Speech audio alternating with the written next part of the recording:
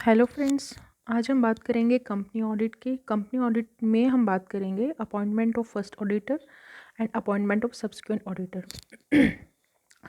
Company का जब incorporation होता है तो कंपनी में ऑडिटर की अपॉइंटमेंट की जाती है। अगर कंपनी एक गवर्नमेंट कंपनी है तो गवर्नमेंट कंपनी के केस में जो सीएजी है, कंट्रोलर एंड ऑडिटर जनरल, वो 60 दिन के अंदर अंदर फर्स्ट ऑडिटर को अपॉइंट करेंगे कंपनी के इनकॉर्पोरेशन से। अगर सीएजी नहीं कर पाते 60 डेज़ में फर्स्ट ऑडिटर को अपॉइंट, तो बीओडी बोर्ड ऑफ डायरेक्टर्स जो होते हैं वो फर्स्ट ऑडिटर को अपॉइंट करेंगे नेक्स्ट 30 डेज़ में। अगर बीओडी फेल हो जाती हैं अगले नेक्स्ट 30 डेज़ में, मतलब फर्स्ट ऑडिटर को अपॉइंट नहीं कर पाते, तो मेंबर्स नेक्स्ट 60 डेज़ में फर्स्ट ऑडिटर को अपॉइंट करते हैं। अब जो गवर्नमेंट कंपनी के केस में जब फर्स्ट ऑडिटर अपॉइंट हो जाता है तो उसका टेन्योर कब तक रहता है, उसका कार्यकाल कब तक रहता है? उसका कार्यकाल रहता है till the conclusion of the first AGM, मतलब फर्स्ट एनुअल जनरल मीटिंग के होने तक उनका ये टेन्योर रहता है। अगर फर्स्ट ऑडिटर की बात करें उसकी अपॉइंटमेंट की नॉन गवर्नमेंट कंपनी के केस में, तो अगर सबसे पहले जो बीओडी है, बीओडी अपॉइंट करेंगे 30 डेज़ में from the date of incorporation of company.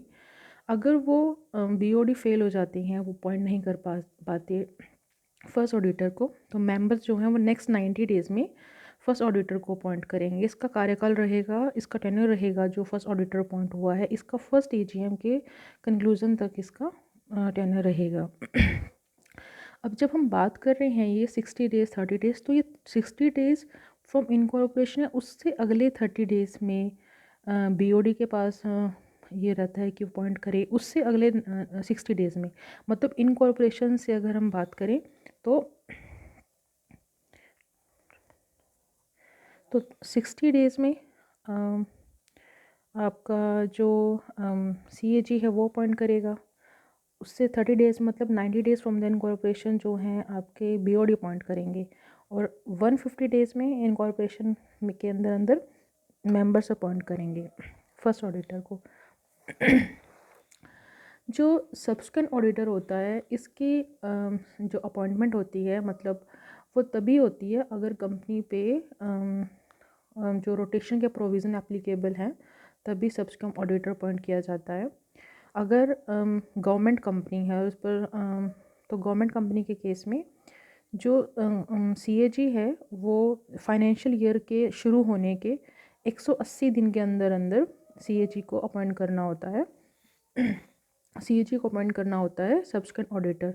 मतलब अगर आपका जो ये फाइनेंशियल ईयर 1 अप्रैल से स्टार्ट हुआ, तो अप्रैल मई जून जुलाई अगस्त सितंबर, मतलब 30 सितंबर तक सीएजी को गवर्नमेंट कंपनी के केस में सब्सिक्वेंट ऑडिटर को अपॉइंट करना होता है। अगर सीएजी नहीं कर पाती तो उसके बाद जो कंपनी है वो कम्युनिकेट करेगी सीएजी से कि वो अपॉइंट करें वहाँ पर गवर्नमेंट कंपनी में फर्स्ट सब्सिक्वेंट ऑडिटर को। मतलब गवर्नमेंट कंपनी के केस में सिर्फ सीएजी के पास ही पावर होती है कि वो फर्स्ट ऑडिटर को सब्सिक्वेंट ऑडिटर को अपॉइंट करें। और अगर हम नॉन गवर्नमेंट कंपनी की बात करें तो मेंबर्स के पास राइट होता है कि वो एनुअल जनरल मीटिंग में, नॉन गवर्नमेंट कंपनी के केस में जो मेंबर होते हैं वो एनुअल जनरल मीटिंग में सब्सिक्वेंट ऑडिटर को अपॉइंट करते हैं। ठीक है। अब इसका जो टेन्योर होता है सब्सिक्वेंट ऑडिटर का, अगर वो इंडिविजुअल पर्सन है मतलब अगर प्रोप्राइटरशिप फर्म है, तो उसका जो टेन्योर रहेगा फर्स्ट ऑडिटर का, सब्सिक्वेंट ऑडिटर का सॉरी, वो 6 एजीएम के कंक्लूजन तक रहेगा। अगर फर्म है तो फर्म के केस में 11th एजीएम के कंक्लूजन तक वो सब्सिक्वेंट ऑडिटर वहाँ पे अपॉइंट रहेगा, उसका टेन्योर रहेगा। अगर मैं इसमें गवर्नमेंट कंपनी के केस में टेन्योर की बात करूँ तो उनका टेन्योर जो होता है वो अगली एजीएम के कंक्लूजन तक रहता है। मतलब इसमें तो एक बार अपॉइंट कर दिया, अगर प्रोप्राइटर को अपॉइंट किया है तो अगले 5 साल तक उसका टेन्योर रहेगा, मतलब एक बार। अगर मेंबर्स ने एजीएम में अपॉइंट कर लिया है उसको, अगर एजीएम में मेंबर्स ने अपॉइंट किया है सब्सिक्वेंट ऑडिटर को, तो अगले 5 साल तक वो अपॉइंट रहेगा। और अगर वो फर्म को अपॉइंट किया है कंपनी, तो वो अगले 11th एजीएम तक वहाँ पे ऑडिटर रहेगा। सीएजी के केस में हर साल जो होता है वो रोटेट होता रहता है ऑडिटर। हर एजीएम में वो उसको अपॉइंट करते हैं। अब हम देखेंगे कि जो रोटेशन के प्रोविज़न जो हमने पढ़ा है उनका टेन्योर, जो मैंने बोला वो कि 6 एजीएम तक रहेगा या 11th एजीएम तक रहेगा नॉन गवर्नमेंट कंपनी के केस में, या फिर अगर वो गवर्नमेंट कंपनी है तो हर साल रोटेट करेगा ऑडिटर।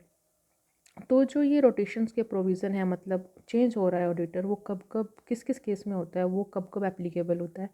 अगर लिस्टेड कंपनी है, कोई भी लिस्टेड कंपनी हो, चाहे पब्लिक हो चाहे प्राइवेट कंपनी हो, तो उस केस में रोटेशन प्रोविज़न एप्लीकेबल हो जाएंगे कि आपको ऑडिटर को बदलना पड़ेगा। अनलिस्टेड कंपनी के केस में अगर आपकी paid up share capital, unlisted company है और पब्लिक कंपनी है और paid up share capital 10 crore से ज़्यादा है या 10 करोड़ के इक्वल है, या फिर आपने जो बोरिंग जो उधारी है वो 50 करोड़ से ज़्यादा है या उसके इक्वल है, उस केस में पब्लिक कंपनी के केस में कोई भी एक कंडीशन फुलफिल होने पर आपके ऊपर रोटेशन के प्रोविज़न एप्लीकेबल हो जाएंगे। अगर प्राइवेट कंपनी है, प्राइवेट कंपनी के केस में अगर पेड अप कैपिटल 50 करोड़ से ज़्यादा है उसके इक्वल है, अगर बोरिंग है वो 50 करोड़ के इक्वल है उससे ज़्यादा है, उन दोनों में से कोई भी कंडीशन फुलफिल होने पे प्राइवेट कंपनी पे रोटेशन के प्रोविज़न एप्लीकेबल हो जाएंगे। कोई दूसरी कुछ और any other company other than private and public company, तो जो बोरिंग है वो 50 करोड़ से अगर ऊपर है या इक्वल है तो आप पे रोटेशन के प्रोविज़न एप्लीकेबल हो जाएंगे। जो रोटेशन के प्रोविज़न एप्लीकेबल कब नहीं होंगे, अगर वो 1% कंपनी है या स्मॉल कंपनी है। जो इंडिविजुअल है, इंडिविजुअल का जो टेन्योर होता है वो एक टर्म तक रहता है, मतलब 5 साल तक। अगर एक बार नॉन गवर्नमेंट कंपनी के केस में अगर एक इंडिविजुअल प्रोप्राइटर को ऑडिटर अपॉइंट किया जाता है तो वो 5 साल तक उसमें ऑडिटर रहता है, 1 टर्म्स के लिए रहता है। अगर पार्टनरशिप फॉर्म को अपॉइंट कर रहे हो तो नॉन गवर्नमेंट कंपनी के केस में उसका 2 टर्म्स का उसका टेन्योर रहता है, मतलब 5 ईयर प्लस 5 ईयर वो 10 ईयर तक उस कंपनी में अपॉइंट रहते हैं। तो अपॉइंटमेंट के लिए कुछ जो आप अपॉइंट कर रहे हैं ऑडिटर को, तो उसके लिए कुछ कंडीशंस हैं। फर्स्ट कंडीशन तो ये है कि ऑडिटर के अपॉइंटमेंट से पहले ऑडिटर की एक रिटर्न कंसेंट ले लेनी चाहिए। उसके बिफोर अपॉइंटमेंट से पहले वो विलिंग है या नहीं उसकी इस चीज़ की कंसेंट ले लेनी चाहिए। और ऑडिटर के अपॉइंटमेंट के बाद उसकी जो इंटीमेशन देना होगा आपको ऑडिटर को, और आरओसी को देना होगा। आरओसी को 15 दिन में आपको उसको ADT 1 फॉर्म है उसमें आपको आरओसी को इंटीमेट करना होता है।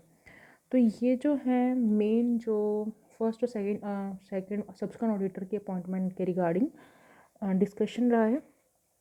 अब हम कुछ और भी इसमें कंडीशंस हैं। जैसे मान लो अगर कोई कॉमन पार्टनर है, कॉमन पार्टनर का मतलब क्या, कॉमन पार्टनर का मतलब क्या हुआ। सपोज करो एक फर्म है XYZ एक फर्म है, उसका टेनर होगा 10 ईयर, 10 साल तक वो अपॉइंट रहा, और उसमें उसके बाद उसका 10 साल का जो टेन्योर था वो एक्सपायर हो गया, कंप्लीट हो गया। फिर उन्होंने कंपनी के पास एक नई कंपनी है, नई फर्म है ABCX। अब जो पार्टनर XYZ में जो पार्टनर है मिस्टर X, वही जो है ABCX में भी एक पार्टनर है मिस्टर X, मतलब दोनों फर्म में वो कॉमन पार्टनर है। अब कंपनी जो है इसके टेनर एक्सपायर होने पर न्यू फर्म ABCX को अपॉइंट करना चाह रही है। क्या कंपनी ABCX को अपॉइंट कर सकती है? मतलब 16 सितंबर 2022 को अगर हम माने कि इनका जो फर्म XYZ है इसका टेनर कंप्लीट हो गया है और उसकी जगह ABCX को अपॉइंट करना है, तो ABCX को अपॉइंट करने के लिए क्या करना होगा कि क्या कंपनी अब ABCX को अपॉइंट कर सकती है? जिस दिन अपॉइंटमेंट है, मिस्टर X एक ऐसा पार्टनर है जो XYZ में भी पार्टनर था, और अब इस फॉर्म जिस नई फॉर्म को अपॉइंट कर रहे हैं उसमें भी पार्टनर है, मतलब एक कॉमन पार्टनर है। अगर कॉमन पार्टनर के केस में अगर कॉमन पार्टनर है as on the date of appointment, तो कंपनी ABCX को अपॉइंट नहीं कर सकती एज एन ऑडिटर।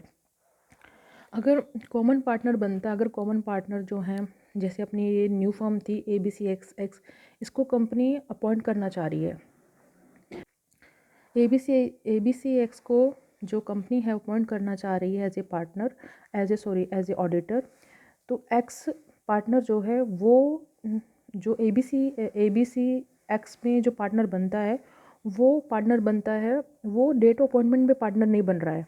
मतलब बाद में, मतलब सपोज़ करो कंपनी ने अपॉइंट कर लिया 16 सितंबर 2022 को ABC एक्स को अपॉइंट कर लिया एज एन ऑडिटर। बाद में मिस्टर एक्स जो पुरानी फर्म थी उसमें भी पार्टनर है और नई फर्म में पार्टनर बन जाता है। तो क्या अब इसकी जो अपॉइंटमेंट है ABC एक्स की वो वैलिड रहेगी? यस, इसकी अब जो अपॉइंटमेंट है वैलिड रहेगी। मतलब जो कॉमन पार्टनर का जो कंसेप्ट है वो देखा जाएगा डेट ऑफ अपॉइंटमेंट पे। अगर डेट ऑफ अपॉइंटमेंट अगर कॉमन पार्टनर है तो कंपनी न्यू फर्म को जिसको अपॉइंट करना चाह रही है प्रपोज फर्म को अपॉइंट नहीं कर सकती। लेकिन बाद में अगर अपॉइंटमेंट के बाद जो पार्टनर पुरानी फर्म में है वो नई फर्म में पार्टनर बनना चाह रहा है, मतलब कॉमन पार्टनर बन जाता है, तो कोई इशू नहीं बन सकता है। तो अपॉइंटमेंट जो है नई फर्म की वो वैलिड रहेगी। एक होता है सर्टिफाइंग पार्टनर, एक तो हमने पढ़ा था common partner, right, normally partner. Certifying partner वो होता है जो ऑडिट रिपोर्ट थी उस पर जो साइन करता है उसको कहते हैं सर्टिफाइंग पार्टनर। सर्टिफाइंग पार्टनर जो होता है जो फर्म में पार्टनर है और जो उस कंपनी की ऑडिट रिपोर्ट को साइन करता है, ऑडिट रिपोर्ट को साइन करता है, जिसके सिग्नेचर होते हैं उस पर। वो जो ऑडिटर है, वो जो पार्टनर है, वो प्रपोज फर्म जो नई फर्म जिसको कंपनी अपॉइंट करना चाहती है उसमें वो पार्टनर नहीं बन सकता। चाहे वो डेट ऑफ अपॉइंटमेंट की बात हो, चाहे डेट ऑफ अपॉइंटमेंट के बाद की बात हो, वो कभी भी उस फर्म में, नई फर्म में, प्रपोज फर्म में वो पार्टनर नहीं बन सकता अगले 5 साल तक। अगर वो अपॉइंटमेंट के बाद कंपनी ने सपोज करो ABC एक्स को अपॉइंट कर दिया, बाद में सर्टिफाइंग पार्टनर मान लो मिस्टर एक्स है, वो नई फर्म में प्रपोज फर्म जो थी उसमें अगर वो पार्टनर बन जाते हैं तो वो जो अपॉइंटमेंट है नई फर्म की वो वैलिड नहीं रहेगी। वो जो होगी वो इनवैलिड हो जाएगी उसकी जो अपॉइंटमेंट है, और वो एक तरीके से कैजुअल वैकेंसी अराइज हो जाएगी वहाँ पे, राइट। तो आज बस हम इतना डिस्कस करते हैं। Thank you so much.